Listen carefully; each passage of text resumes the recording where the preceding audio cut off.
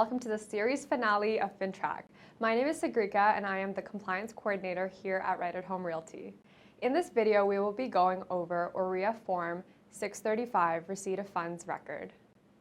When representing a buyer, or if you are a listing agent in a multiple representation, this form should always be completed when you receive a deposit or multiple deposits for a transaction. Starting with Section A, Basic Information. Provide the full property address, your full name, and the date of form completed. The next section is Section B, Information of Funds. In this section, you must include the amount, type of currency, and date of funds received. This is also where you state the type of funds, the method by which the amount was received, the purpose of the transaction, and if applicable, the exchange rate. If you have multiple deposits, there are additional sections where you can include this information. Please refer to the Brokerage Policy Manual for further information on acceptable forms of deposit. We do not accept virtual currency and cash.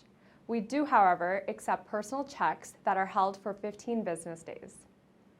Section C focuses on information on individuals and entities providing funds. For the form to be complete, you must also have Form 630 completed, the individual identification record. In most cases, you would complete Form 630 once a deal is complete. So ensure that Form 630 is available when you complete Form 635. For further information on how to complete Form 630, you can find it in the previous video linked in the description below. Section D is about account-related information. D1 is where you list the reference number. If a buyer sends funds through wire transfer, it usually comes with a reference number. Otherwise, you can leave the section blank. D2 talks about how the account will be affected.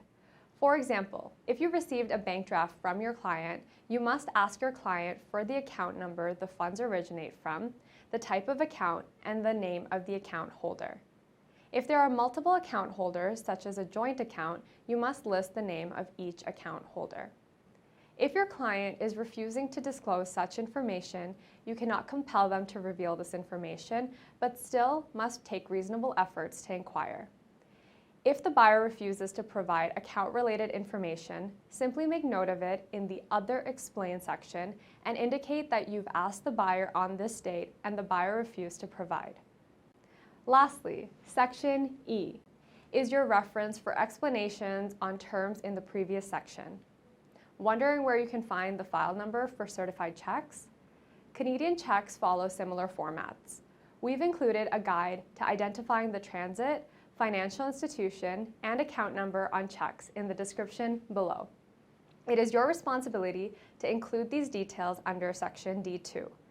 This section must be completed by you, the salesperson, and not administrative staff. If you have any questions in completing this form, Form 630 or 631, be sure to ask your branch manager. That concludes our FINTRAC series. Thanks so much for stopping by, and we hope you enjoyed the series as much as we did. If you have any other questions or would like to learn more, check out the resources in the description below. See you next time.